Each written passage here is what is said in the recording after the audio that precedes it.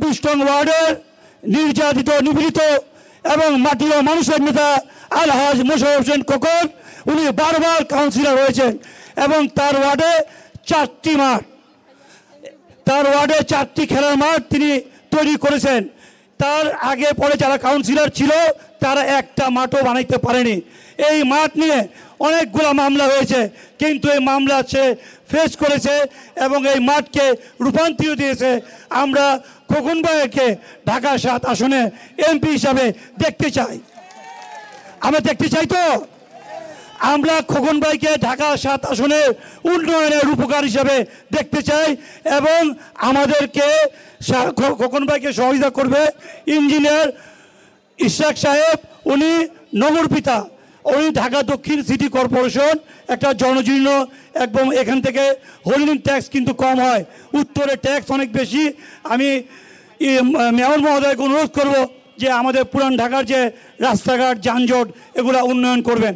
আরেকটা অনুরোধ থাকবে যে আমাদের 25 নং ওয়ার্ড পাশে আমাদের খেলার ওই ওয়ার্ডে একটা খেলার মাঠও নাই, ওই একটা মাঠের ব্যবস্থা করে দিবেন। মেয়র সাহেবের কাছে আমার অনুরোধ, এখানে পাশে একটা খালি জায়গা আছে, সেখানে আপনাকে আমরা দাওয়াত দিব, আপনি আসবেন। ওখানে খেলা মাঠের জায়গা আছে, প্রায় ওখানে 50 কাঠা জায়গা আছে, সেটাকে মাঠের ব্যবস্থা আজকে আপনাকে ডিক্লেয়ার দিয়ে যেতে হবে। এটা নিয়ে আমরা কোর্টে মামলা করতেছি, হাইকোর্টে হিট করছি, প্রয়োজনে আপনাকে দাওয়াত দিব, আপনি আসবেন, অবশ্যই সেটা মাঠের ব্যবস্থা করে দিবেন। খোকন চাচা, রবিন ভাই, আজকে আপনারা যদি না থাকতেন এই মাঠটা কি দশা হতো এক আল্লাহই জানে। ছোটোর থেকে বড় হয়েছে এই মাঠে খেলে। আমি অত বক্তব্য দিতে পারি না, very simple and very easy practical কথা বলছি। এই মাঠ নিয়ে এলাকার সবাই জানে, অস্বীকার করা কিছুই নাই।